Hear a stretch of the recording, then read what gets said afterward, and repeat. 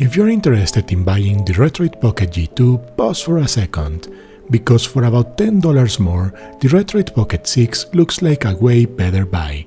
Faster chip, higher refresh screen, bigger battery, and you can even choose your D-pad on top or bottom. Today, I'm giving you 5 reasons to avoid G2 and wait for the Pocket 6.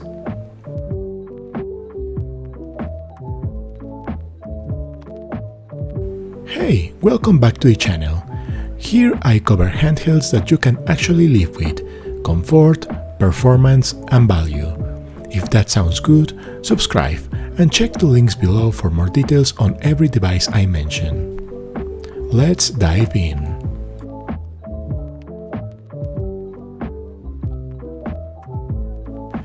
The G2 CPU-GPU combo is fine for lighter emulation and Android gaming, but the Pocket 6 jumps to Snapdragon 8 Gen 2 and Adreno 740, a massive leap in real-world performance for roughly $10 more. What that means for you is that you will get higher and more stable frame rates in demanding emulators and smoother performance in heavier Android titles. If your budget can stretch a tiny bit, you will feel the difference every single time you boot a tougher game.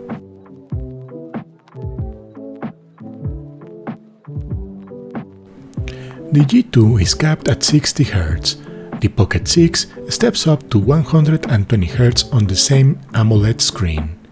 This matters because the menus, scrolling, and the UI is just better at 120 Hz, and some Android games even support higher refresh for ultra-smooth gameplay.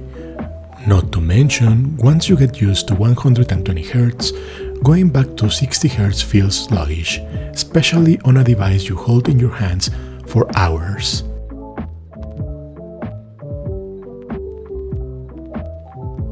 The Pocket 6 brings a 6000 mAh battery versus a 5000 mAh battery on the G2. This means more playtime per charge.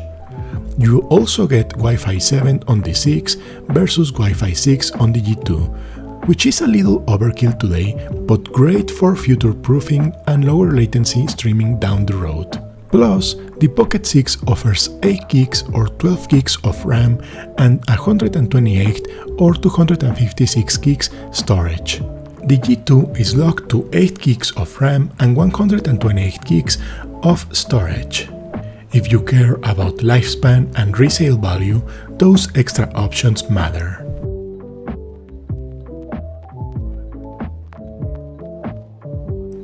On the Pocket 6, you can choose if the D-pad goes on the top or bottom. That's huge for comfort and game style. D-pad on top is nicer for retro 2D platforms and fighters. D-pad on bottom favors modern stick-first layouts. With the G2, you don't get that choice. If you end up disliking the layout, you are stuck. Input comfort is everything on handhelds. You feel this every minute you play.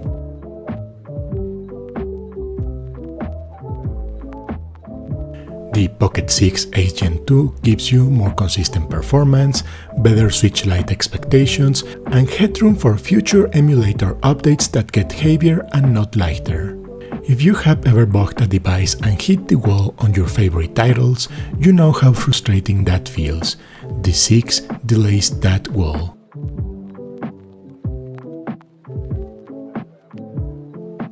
At this point, you may be wondering, are there still any good reasons to buy the G2? Yeah, let's be fair.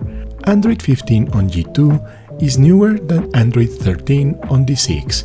If you're obsessed with the latest Android features or app compatibility nuances, that's a point for the G2. Also, if you need something sooner for the holidays, the G2 is easier to get right now. It can still be a nice entry point.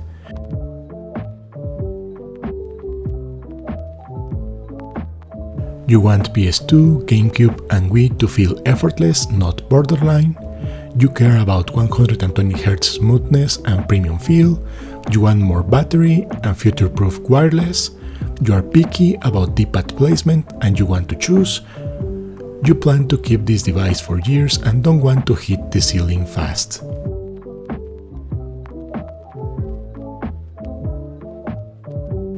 You mostly play 2D retro and light 3D and want Android 15 right now. You prefer to keep costs as low as possible and the real-world price gap in your region is more than $10 after taxes. You like the G2's look, colorway or availability, and you are okay with its performance tier.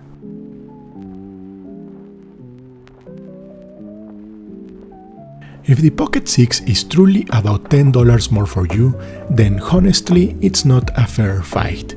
The Snapdragon 8 Gen 2, 120Hz AMOLED screen, bigger battery, Wi-Fi 7, RAM and storage options, and customizable D-pad layout make the Retroid Pocket 6 the smarter purchase for most people.